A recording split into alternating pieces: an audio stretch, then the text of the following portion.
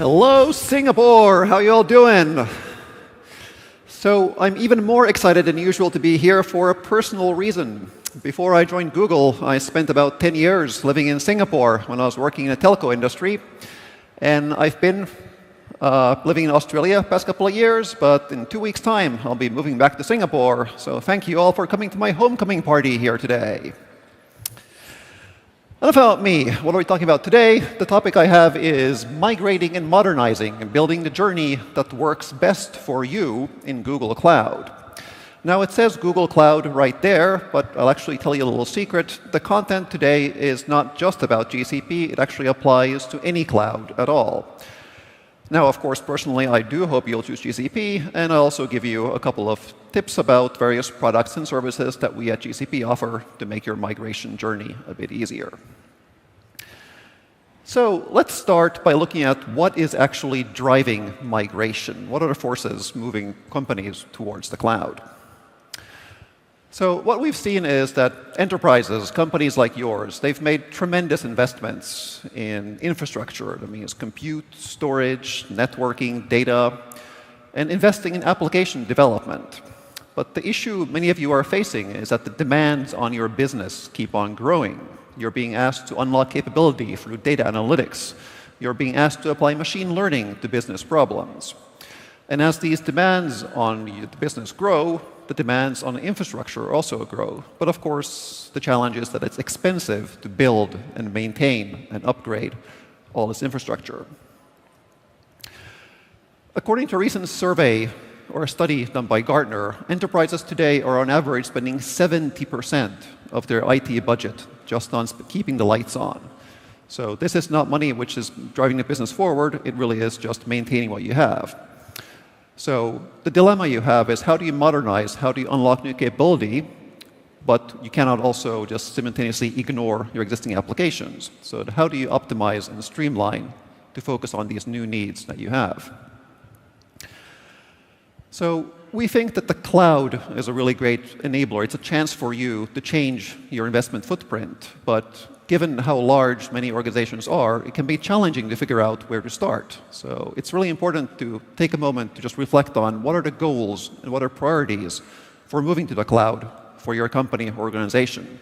Are you looking to increase productivity? Do you want to create value, reduce costs, drive innovation, improve efficiency? These will all have very different implications for how you actually approach your migration. So my goal really for the talk today is to walk you through some very practical, very hands-on frameworks that will hopefully help you on your migration journey. And so if you take away one thing today, it probably should be this one here, that migrations don't have to be everything at once. So let's talk a bit for a moment about Migration 101. So what is migration? How do you actually do migrations? So let's start by where we are, where most of us are today. So what the landscape today is, basically we're on the lower left side here. So most of our applications, most systems are on-premises, and they're what we call classic or legacy applications. These are monolithic applications built in-house. These are traditional packaged apps coming from third-party vendors. And where we want to go in the business is we think the trend is going towards the top right side there, so where your applications are cloud native and they're running in the public cloud. And this unlocks a whole bunch of benefits. So you get more productive developers, you have more portable systems, you have more easier scalability. It's more available, it's more efficient, you pay for use, and security comes built in to some extent. Now, of course, the million-dollar question here is how do you actually get from square A to square B? And the way we see it, there are really three main paths that you can choose to take. So the first strategy is lift and shift. So this is probably the most straightforward way to do it. And the idea, this really just means you take your application and you move it without making any major changes from on-prem into the cloud. And this already unlocks some fairly big wins. So the obvious one is that you no longer need to worry about physical infrastructure because the cloud provider, like Google, handles that. So no more provisioning, no more managing, no more upgrading. Simple practical example, Intel recently rolled out their latest Cascade Lake CPUs, which Google is also rolling out across data centers, which means you can access these simply by flicking a switch and saying, yes, we want our next VM to have these.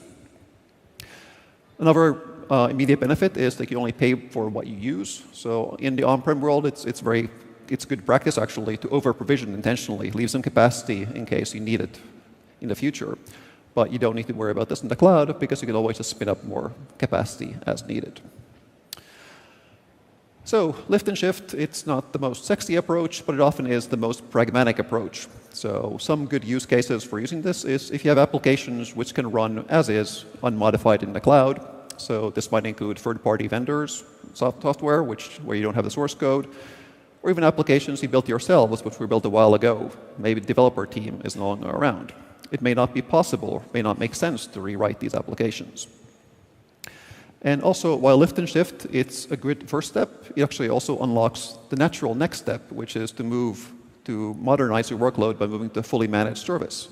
So instead of having your own database, which you need to always provision and scale and backup and upgrade, you can move to a managed service like Cloud SQL, for example, for MySQL, Postgres, Microsoft SQL, or Cloud Memory Store for Redis, Memcache, Cloud Dataproc for Hadoop and Spark. There's many options in the cloud. Now, the second strategy is the improve and move strategy. So the idea here is that instead of moving your workload as is, you actually take some time to modernize it in place on premises, and only then you take the second step to move to the cloud. A pretty common path that we're seeing for this is to actually containerize your applications. So you separate the application from the operating system, and then you can start using Kubernetes to actually automate your deployment and management. And with Anthos or hybrid platform, this strategy is more viable than ever. So some typical cases where you actually want to use this is, for example, if your current infra is not supported as is in the cloud, typical use case, maybe it's tied to a storage system like a SAN or a NAS, which doesn't quite map one-to-one to cloud, so you need to do some changes to make it work. Or maybe you're already rewriting an application to meet some new requirements. So we have a product called Anthos Migrate, which I'll mention later as well, which can let you automatically migrate your applications into containers, and then they can be managed as containers and run on-prem or in the cloud. The third and final strategy is rebuild, also known as rip and replace. So the basic idea here is that you actually re-architect. You build a new application using the latest cloud-native technologies, and once it's up and running and tested, you throw away the old one. And this now unlocks the most benefits of the cloud because the resulting application is fully cloud-native and has all these benefits available. But it also is the most expensive approach. This will take the most time and effort on your part. So this is usually not applied to everything. You need to use this strategically for some key workloads. A couple of common use cases. If, for example, you have an application which is currently not meeting its goals and you don't see a clear pathway forward, if you're looking to rewrite the application anyway, it makes a lot of sense to just hit two birds with one stone and rebuild this in the cloud from day one. Another common use case is if the application is not worth maintaining. Like, for example, let's say you have some hardware which is reaching end of life or end of lease, or you have a very expensive proprietary software package coming up for a multi-year license renewal. And it might make sense, instead of putting millions of dollars into renewing that and getting locked in there, maybe you can take the money and invest that in building in the cloud again instead. So the key takeaway here really is that it's not one size fits all. So a typical company enterprise, you'll have tens, hundreds, maybe even thousands of workloads, and there's not going to be one path which fits all of them. So you need to tailor the path you choose, the strategy you choose, to the specific workload that you have. So much for the theory. Let's start looking at some more practical, concrete examples of how you actually would get started on this migration journey. So it's probably tempting to just jump in and start migrating stuff, but given the complexity that can be involved, we've actually seen that following this approach is really going to help you have a more successful migration. So you need to take some time out right in the beginning to assess your landscape, plan exactly what you're going to migrate and how and in what order, only then do the actual migration, and then also spend some time optimizing after the migration is complete. So let's look at the assessment first. So here we have a bunch of factors which all make it easier to migrate your application to the cloud. Now, I'm not going to read out all of these, and you're not going to have an application which ticks all of these boxes, but you're looking for applications which tick as many of these as possible. So when you're starting out, you're really looking for applications which are not business critical, are not edge cases, will be useful for future migrations. and basically are a bit more tolerant to the disruption that may be involved in a migration. And the key really is to iterate and learn and solve problems incrementally. Here are some more practical examples of like how typical applications fall on the complexity spectrum. So when you're starting out in your migration, you really want to focus here on the left side, on applications which are disconnected and non-critical.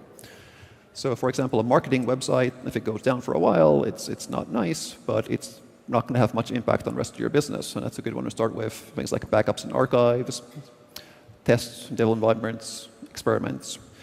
So once you feel comfortable with these, you can move on to the middle section. These are systems which are connected, but not quite so critical as well. So batch processing, usually a good place to start, because you can schedule when a batch job runs. You have some flexibility there. Also back office tasks and data analysis, especially if it's not real time. And once you're comfortable with the middle section, you can move on to the most complicated ones over here on the right side, which is things like, for example, online transaction processing, which typically is tightly coupled to many of our systems and is very critical for the functioning of the business. Now, when you're assessing your landscape, you're not alone. So we have a number of partners we can recommend to help you navigate your way through this. So a couple of offerings I wanted to call out. So if you're doing dependency mapping, so both Cloudomize and Stratozone can help you figure out what your actual dependencies are. So you're not relying on the architecture diagram you drew 15 years ago. This is where the traffic is actually flowing between your systems. And also, if you're interested in total cost of ownership, or TCO, Cloud Physics, Cloudomize, Stratozone, they can all help you figure out where are the low-hanging fruit, where you actually can make the biggest savings by moving over. So once you have an idea of what your landscape looks like, you can actually start to plan out your actual migration. But the first step is not to migrate, it really is to build a cloud foundation. So this basically is the name. It's called a foundation because, like a house, it underlies what everything else is going to be built on. And it consists of 4 pillars. These are identity, network, security, and billing. And what really ties all these together is these are all things which are fairly straightforward to build out initially, but they can be quite difficult to change afterwards. So it really is worth it to spend some time getting these right as you go along, so you can have a solid foundation to build on in the future. So some examples include things like the IAM policies, your users, your roles, the hierarchy of resources, your networks, like what firewall rules you have, what your subnets are, IP ranges, security policies for organization, and even things like billing and monitoring, so you can assign costs accurately to the teams actually using the resources. And once the foundation is in place, you actually can start doing the migration in waves. And we really encourage you to start with the easy systems, like the lift and shifts, for example, the non-critical systems. And the goal really is to build confidence in the cloud and migration. And then you can slowly ramp up. You can migrate more systems, and you can migrate more complicated systems. And the goal really is to learn as you go. So what you want to do is you want to build what we call an agile migration factory. So this is a smooth process run by an experienced team, which you can rely on to migrate your workloads. So simple cyclical pattern. So you prepare the migration, you do the actual migration, you test and verify, then you take the lessons, what went well, what didn't go so well, and you feed that into the next wave. And this way, you can, even have 1,000 workloads to go through, you can grind it down slowly, first 20 at a time, 50 at a time, 100 at a time, and just migrate everything by the end. Now, one thing I need to call out is it's easy to think that migration is purely a technical problem, but it really is also a cultural issue as well. So it's very important to have the entire business on board. You need to make sure the line of business owners, the migration owners, networking, security, infrastructure, finance, they all have to be on board with what you're doing. You need to sync with the cross-functional teams early and often. And this also can be a big culture change, and even like a personal challenge for many people. I mean, there will be people in organizations who have spent, a large part of their careers, owning a system on-prem, and they may feel threatened. It's like, what does this mean for me? It's like, what's going to happen to me in the future? And it's important to convey to them that, this is actually an opportunity for you. This is a chance for you to upskill, to stay relevant in the future cloud world. So you need to identify champions who can really help drive this home, this message. Then this is actually an opportunity for you. You can move away from just keeping the lights on and move into innovating and adding value to the company and driving their careers forward and the company forward. So once your plan is in place, you can start to do the actual migration. So I want to call out some tools that we have in GCP to help make your life easier. So first of all is Velostrada, which is our VM migration product. The core goal here really is to move existing virtual machines into GC, this compute engine, our VM offering. So some key benefits is that you can migrate a VM in as little as 10 minutes with this. You can do automation, so you can script batches of VMs to migrate easily. And you can also minimize the risk of migration with built-in testing and easy rollback paths if things don't go as planned. And you also have the option to optimize your cloud costs with right-sizing. So again, on-premises, you often have extra capacity built in on purpose. Velostrada will help you analyze what the actual usage of your virtual machines is and downscale accordingly as you move to the cloud. Another offering we have is Anthos Migrate. So this is our offering which actually can take both physical servers on bare metal and VMs directly into containers, after which they can be managed by Kubernetes or GK or Anthos. So this really reduces the complexity of migration. And now it's not a silver bullet. It's not going to take a legacy application and magically make it 100% cloud native, but it will unlock some benefits from the get-go, which is because now they're containerized, you don't have the overhead of having the OS there, so you can pack more densely, you no longer have VM management, and it gives you more time and energy to spend on high-impact projects. So in addition to just VMs, you also will have other applications, including databases to migrate. So Google has recently acquired a company called Illuma, who are experts on database migration. So stay tuned for more as we integrate Illuma into the GCP family. And when you're done, you're actually not done just yet, because you also have optimization. So you're never really finished, as actually in fact, but you can keep evolving. And here are some points to bear in mind, like once your migration is actually done for a given system. So you want to make sure that you build your team, that you can monitor what's happening where, and you can figure out where to make improvements. You can automate more, you can save time from doing routine work, you can codify, and you can take full advantage of more cloud-native approaches and tools. So one more thing I want to focus on a bit is the optimization part in terms of cost. So a recent study by RightScale has estimated that 35% of all spending in public cloud is wasted, which means you just have resources running there serving no useful purpose. And on GCP, we actually offer a number of things out of the box to help you reduce this waste.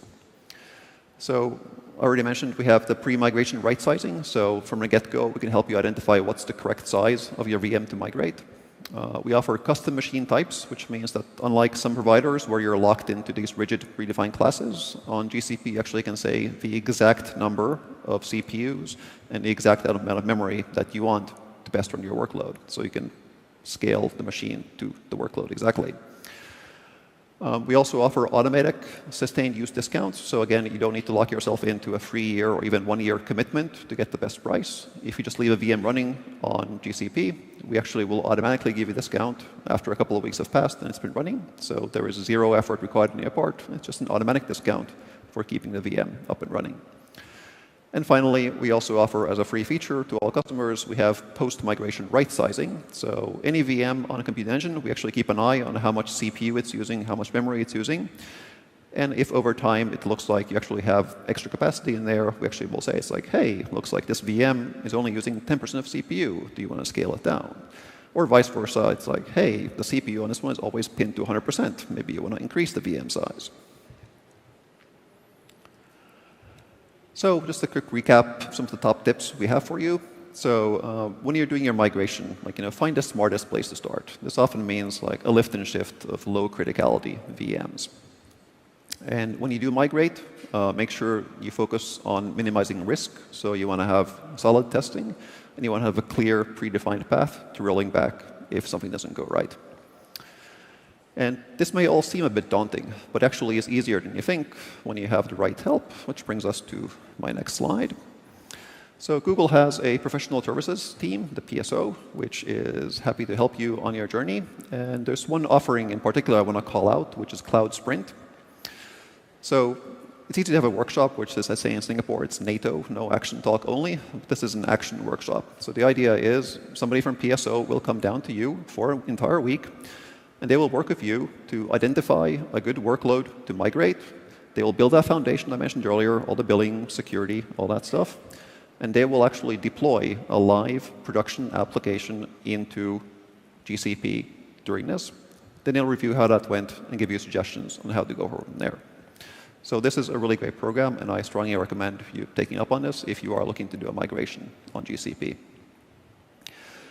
And of course, it's not just PSO who you can lean on. We also have many partners who can help you on your journey. And here are some probably familiar logos, and you actually will find quite a few of them at the summit right outside of the booths here today. But rather than just hearing tips from me, I think it would be good to hear from a customer who actually has been going through this journey themselves firsthand. So I would like to invite on stage Florentin Lenoir, or Flo, Chief of Staff at LenddoEFL, to come share his story. Thank you. Thank you, Jani. Whoa.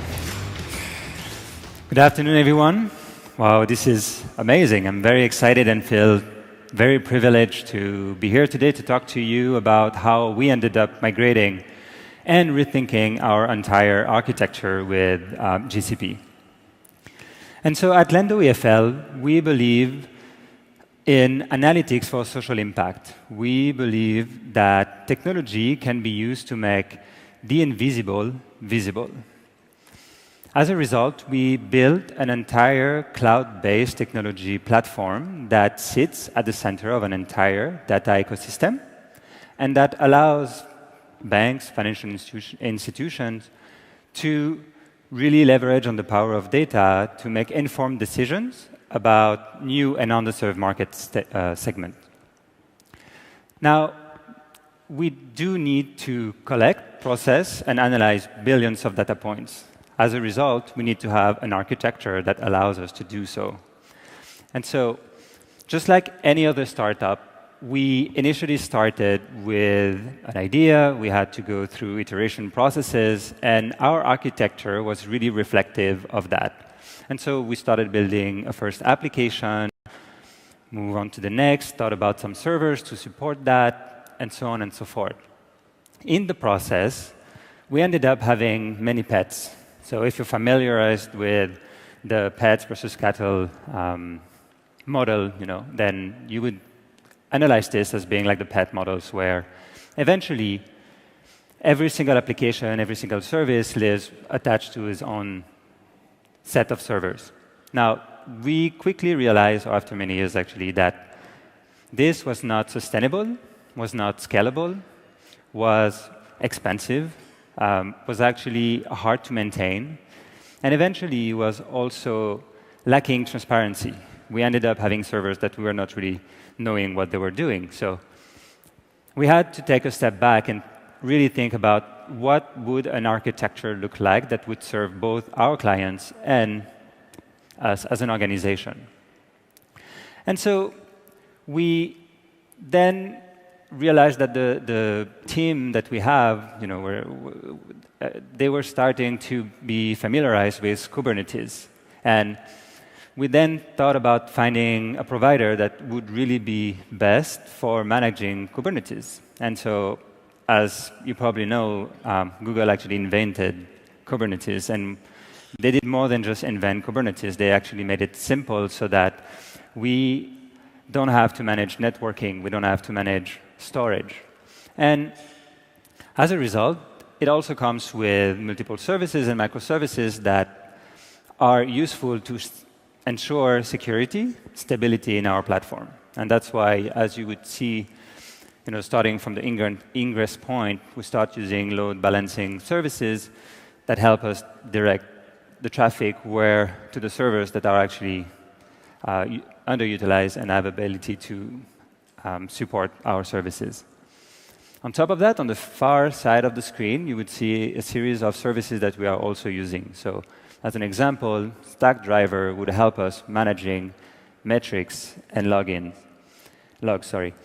We would also use, memory store, for example, so that the sessions that we have, that we use, do not need to be disturbed, and they can easily be scaled up and down to accommodate the customer journey. And so, for 4 to 6 weeks, the team really spent time in trying to understand how to migrate best, and eventually were really comfortable that we could proceed with the migration. And so we saw immediate benefits, not only to the fact that we were able to entirely migrate from our previous cloud provider to GCP in less than 2 hours. We also saw a lot of stability, which means that in terms of traffic fluctuations, we were able to see that the platform could really cop up, could be easily and automatically scale up and down.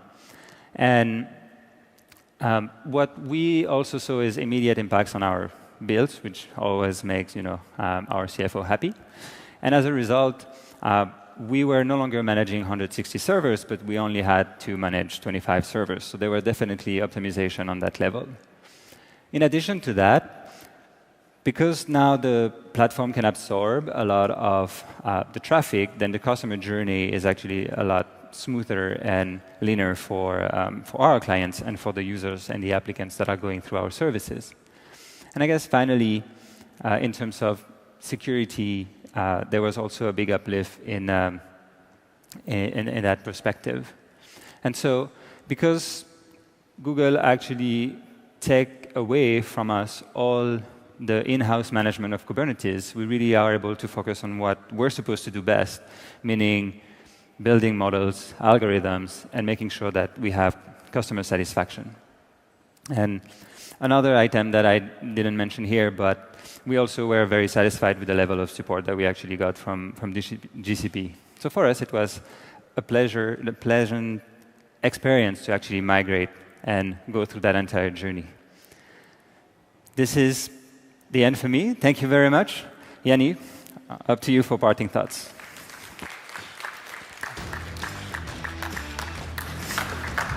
Thank you, Flo. That was amazing insight into a real-life migration to GCP. So we're now reaching the end of my talk, but I wanted to leave you with some parting thoughts about how to go ahead with your migration. So the first thing really is that at the end of the day, you need to choose one cloud to migrate to. The right cloud for you actually might not be one cloud. Maybe you're looking to live in multiple clouds. But when you make your choice of what cloud you want to work with, I encourage you to look at 3 main factors here. So you should be looking at the capabilities. So like, what can that cloud offer you? Can they offer you all the features that you need? You should be looking at openness. Like, do they really believe in open source? Can they let you avoid lock-in? Do they have flexible architectures? Do they give you the freedom to move around? If you decide to change your mind at some day, will that be an option? And last, you want partnership. Like Flo mentioned, that it's really important that you have a company you feel that you can work with that offers you good engineer-to-engineer support. You have relationships with the product management team that lets you go hands-on with professional services organization. And so it's real partnership. It's not just selling a product. So once you've chosen which target cloud to go to, you need to choose your right migration path. I mean, as discussed earlier, there are many different paths that you can choose. But the things you're really looking for are you want a path which is safe, which is simple, and which is flexible.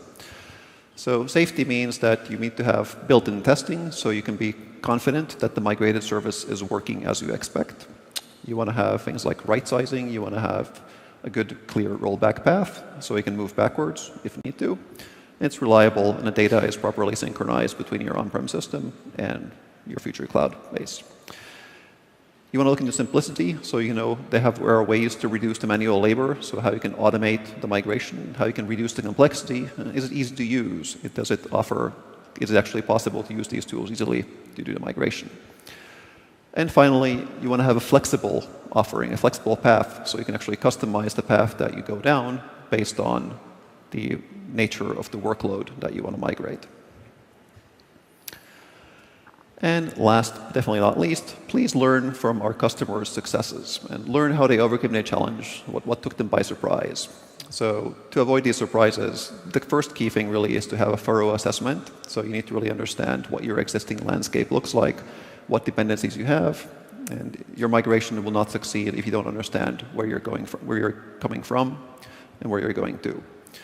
And for where you're going to, you really need to take some time to craft the right architecture. So you need to do proper in-cloud testing, architecture mapping. And you need to choose the best technologies for each workload that you want to migrate and build around that in the cloud. And once again, migration is not just a technology challenge, it's really also a culture challenge. So you need to build a deep team. So not just the engineers, but it has to be cross-functional. So you need to include the right people, craft the right relationships, and build momentum and trust through those small incremental wins. So migrating the web marketing website may not seem like a huge milestone, but it really is the first step on that journey, which will go towards the end.